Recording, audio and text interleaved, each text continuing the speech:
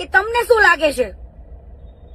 હું આજે પણ છાતી ઠોકીને કહું છું કે હું જેલ કાપી નહીં 3 મહિના, ઈ પણ વગર કારણસર નિર્દોષ છું. એની અંદર પણ એ કેસ પણ મારા ઉપર ખોટો, હજુ છાતી ઠોકીને કહું છું, સાબિત હવે કોર્ટ કરશે.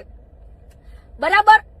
ત્યારબાદ વન બાય ખોટી એફઆઈઆર કરીને મારા ઉપર. તો દર્શક મિત્રો, કીર્તિ પટેલનો બીજો વિડીયો આપણે આગળ જોઈએ એના પહેલાં સાહેબ કીર્તિ પટેલ વિશે મિત્રો થોડી વાતો કરી લઈએ.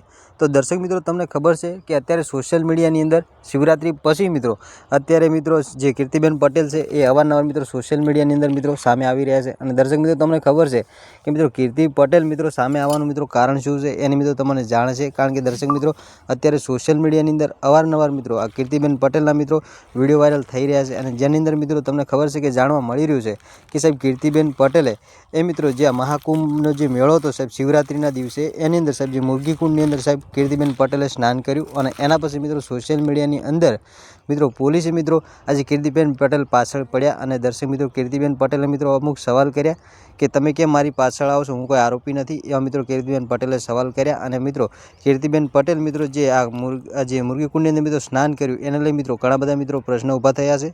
તો દર્શક મિત્રો, શું છે વિડીયોની સાચી હકીકત, બધી માહિતી મિત્રો તમને આગળ આપવાના છીએ. તો દર્શક મિત્રો, વિડીયો અંદર છેલ્લે સુધી બનાવી લેજો. અને આપણે આ ચેનલ પર પહેલી વાર નવા આવો છો તો સાહેબ ચેનલને સબસ્ક્રાઈબ કરતા જજો, જેથી કરી બીજા પણ વિડીયો મળતા રહે તમને સૌથી પહેલાં.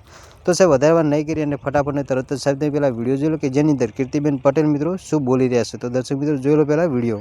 કે તમને શું લાગે છે?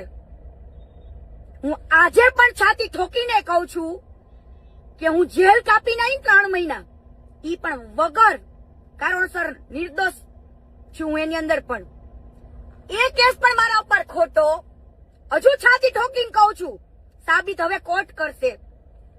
બરાબર. ત્યારબાદ વન બાય ખોટી એફઆઈઆર કરીને મારા ઉપર મને ખૂબ અત્યારે પરેશાન કરવામાં આવે છે.